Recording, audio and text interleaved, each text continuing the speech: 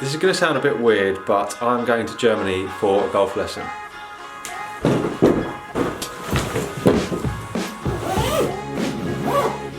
I'm going to try to explain the circumstances of how this has happened and what's going on, but don't expect it to start suddenly making sense because ultimately it is a bit mad. So a couple of weeks ago I posted a video about should golf lessons be free. Not actually saying they should be free, but should we actually pay the coach based on how much we improve rather than just paying a flat fee per lesson.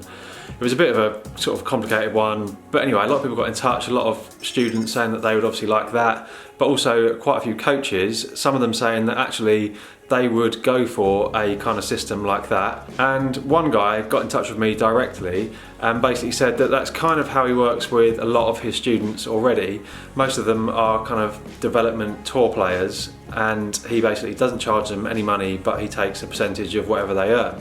Anyway, we've had quite a lot of conversations about golf, but also about my game, and it became quite clear to me that he has a really good understanding, not just of golf and the golf swing, but also of kind of where I've been, the sort of barriers that I've come up against, and what it'll take really for me to get to scratch where I want to be. So we kind of then sort of started a bit of an informal kind of coaching relationship whereby I would send him like a few videos of my swing, he would tell me what I need to work on, and he'd be making like little videos just for me, showing me what I should be doing, that kind of thing. And we'd also spoken about me going over there at some stage, him coming over here. He still plays on a senior tour, so he said he's got an event in England in the not too distant future, so when he comes over for that, we'll maybe have a bit of time together then. But anyway, I was working on the range only yesterday afternoon, and we were chatting on the phone and that kind of thing, and we basically just decided, like, why not right now book in to actually spend a couple of days just working at my game. It's kind of the start of the season for me, but I haven't got another qualifying competition now for a couple of weeks, but within the next week or two it's going to start getting really busy with loads of comps. I've got other bits and pieces going on, so I kind of felt like actually now is going to be the best time for me to do this, and if I leave it any longer it's only going to get harder. So within an hour or two I'd booked a flight and I'm now packing to go to Germany. Like I said, this is a bit crazy, I'm fully aware of that, but hopefully, you know, crazy pays off and we have a great kind of couple of days and it's the start of a really good coaching relationship. I guess that's the best case scenario. I mean, worst case scenario, I'm effectively travelling to a different country to meet a stranger that I met on the internet, so I might just get murdered. Anyway, I will see you in Germany. Okay, so I'm in Germany, I have not been murdered, but let's go and see what happens.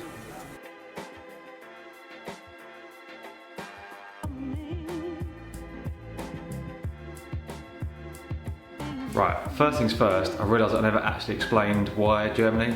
That's where the guy is based, in the middle of Germany. It's not just an English coach who said, let's go over to Germany together and we'll do our lesson there, because that makes loads of sense. Also, if I was a half decent YouTuber, what you'd be watching now is loads of really good footage of the lesson that I had over there. However, if you've been watching my channel for a little while, you'll know that I have no idea what I'm doing. In my defence, I was over there for less than 48 hours and my main focus was to make sure that I got the most out of that time in terms of improving my game, rather than spending half the time trying to make a video. That's kind of the way it goes with my whole channel really. As much as I love making the videos, I have to make sure that making them isn't getting in the way of my main goal, which is trying to get better at golf and get to scratch. Anyway, all is not lost, because all that stuff in Germany happened about 6, maybe 7 weeks ago, and since then Sinjin has been over here about a week and a half ago, so I did actually get him on camera. Alright, so let me introduce myself. I'm Sinjin McNabb and I'm Rob's coach. I met Rob some weeks ago and I gave him some advice, and Rob promptly jumped onto a plane, flew out to Germany, and we did about 8 hours of work one day in my indoor centre, and then from then on we've been doing just exchanging videos over WhatsApp and me repairing his swing. But what we've really been working on is Rob had a tendency to over accentuate the hips, so he would be coming down, hips come up, hands extend. We had a lot of toe shots. So the idea was Rob needs to learn how to get his hands lower and to use more body motion. So from phrase on, we were working with a split grip. I had to grab Rob's clubs, I'm sure he doesn't mind. So we had a split grip idea of going there, so we could clear his hips, get his hands low, and get the club just extending through the ball. The split grip teaches Rob to get his hips out of the way and teaches him to get the hands lower into impact. So as opposed to normal position would for Rob was that position, well now we're going to get Rob into that position. So the hips are cleared, hands are lower, so you can extend the club through impact. For Rob, that drill helped a lot of things. Another thing though, when I first met Rob on the internet, Rob had a tendency in the takeaway to do the following move. That move. So he would turn the club around himself and get laid off pretty flat, and then sometimes very long in the backswing. So I told him that we have to get the sensation of the club staying longer going back and then up to the top.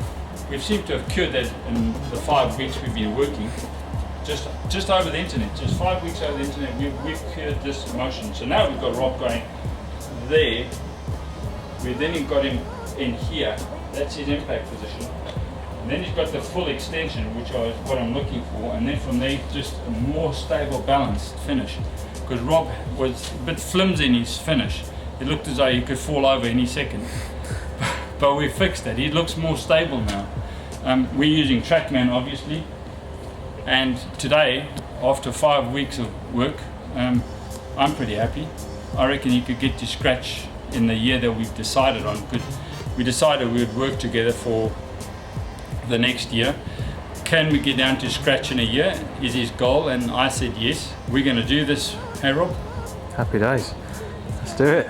So the main things we've been working on are that first move of the takeaway, where basically my hands tended to work away from my body and I found the club head open and in behind me like this.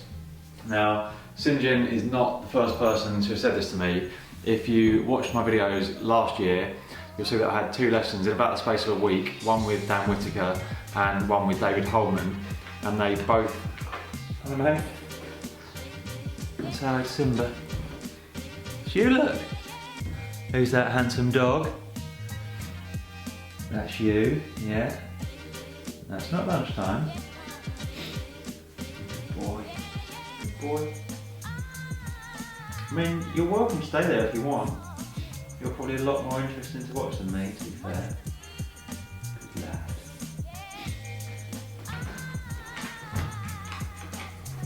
lad. Yes, mate.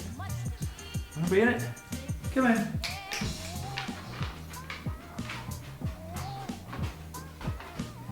Simba sit. Simba paw. Good boy.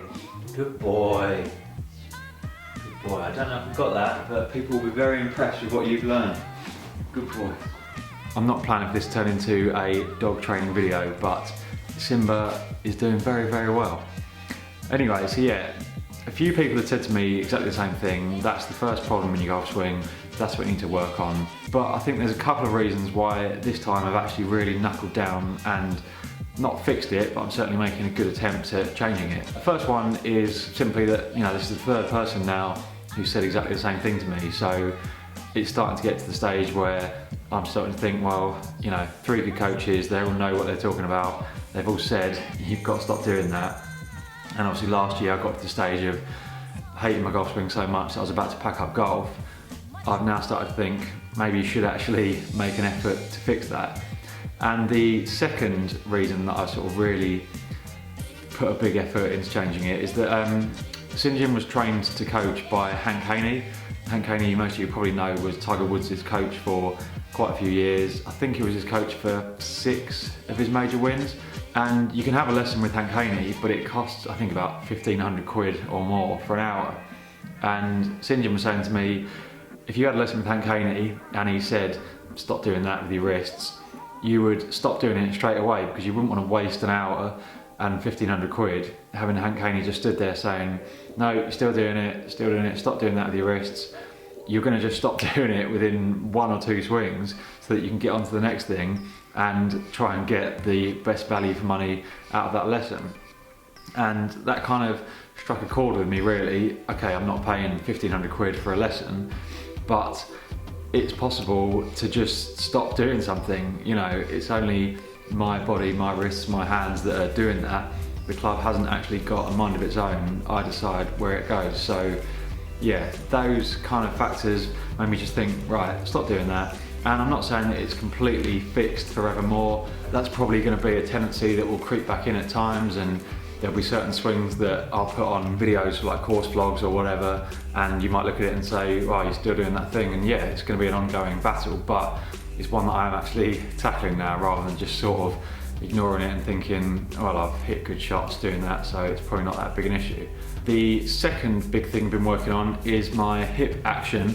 So basically, my tendency was for my hips to kind of work forwards towards the ball, which pushes the club away from me, and from there you've only really got two options. You're either going to hit everything massively out the heel, or you can steepen the shaft to try and get the middle of the face closer to the ball, but that's putting the toe down, which A, creates weak strikes, causes face to path difficulties, all those kind of things. So instead of my hips doing that on the way down, I'm trying to get my hips to stay back but clear more to rotate, so that I'm driving the whole golf swing more with my body. And that split grip drill that Sinjin was talking about is a really good way of me getting this, and it's something that I can do at home in the garden.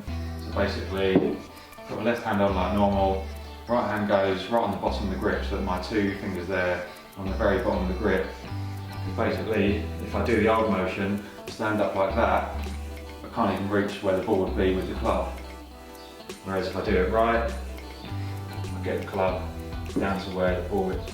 And while he was over here, we were working on a third part, which is basically I've got a bit of a tendency to kind of move off the ball, so sort of sway to the right away from it on my takeaway. So to fix that, I've been trying to imagine that my left hip is kind of staying where it is, so I'll sort of rotate it around that and then come through from there. That's a terrible demonstration and explanation, but you know, I'm not giving anybody this advice as this is what you need to do. It's all very much individual to my golf swing.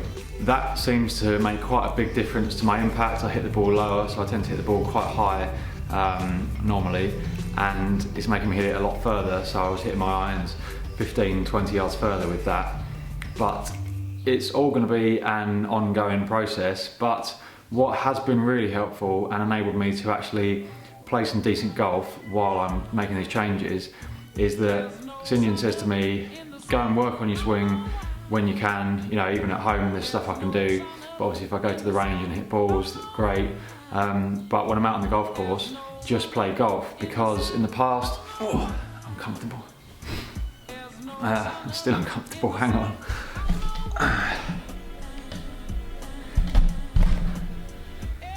That's better. Because in the past, I've been trying to make swing changes, and I might get to a stage where I'm hitting it really well on the range, but I'll try and take those swing thoughts onto the course, and it just doesn't go well at all.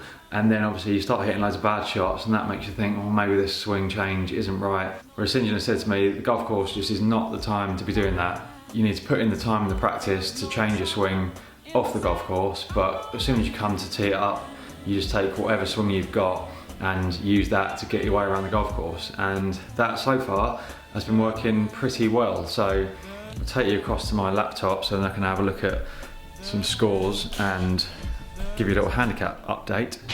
Got a slight obstacle. It's alright mate, yeah, you just stay there. Don't worry about it. I've played 7 comps this year. So I started the season on 5.5. First comp I shot 77. Par at my golf club is 70.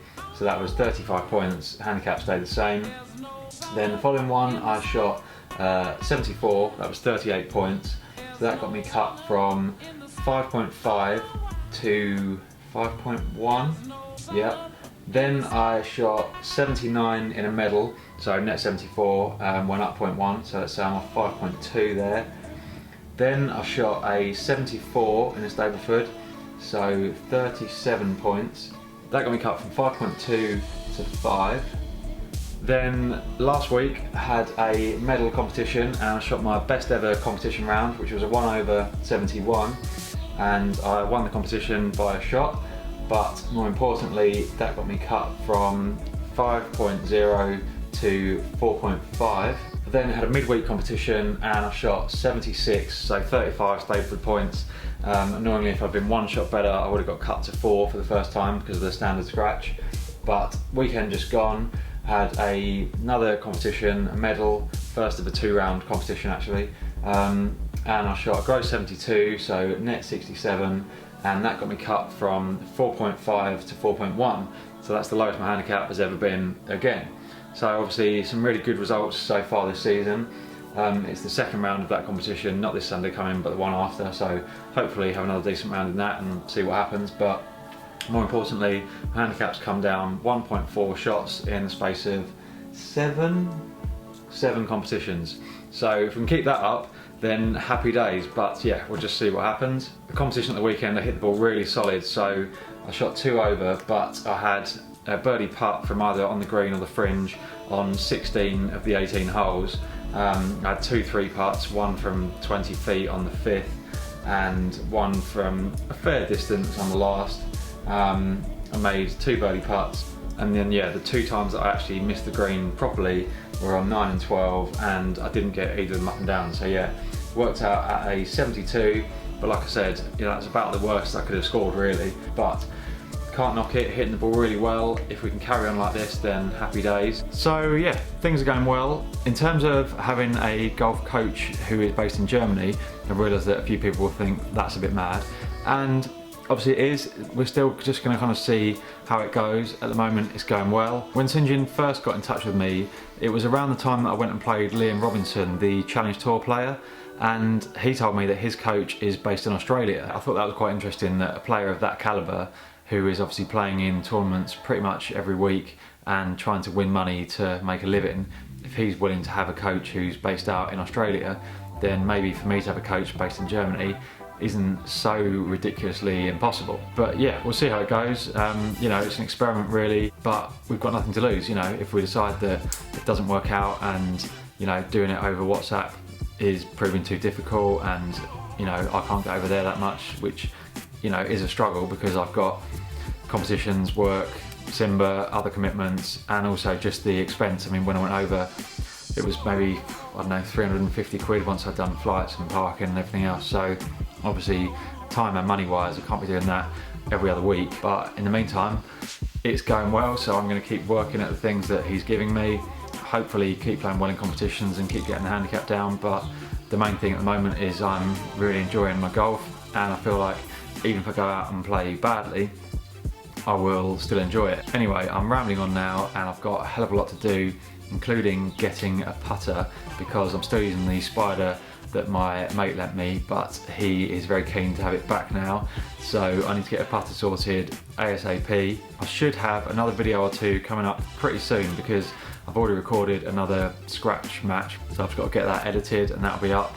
And what else am I doing? Oh yes, I'll also be announcing the winner, there's only one winner, the winner of the giveaway that I did to celebrate getting to 10,000 subscribers. So if you haven't entered that yet, I'll put a link somewhere. Go and do it now, because yeah, in the next few days that'll be the end. I'll be picking a winner, and then you'll have missed your chance to win all of these fantastic prizes. Not these fantastic prizes, this is just a pen that I've stolen from my girlfriend, and it says, won't focus. Focus. Focus.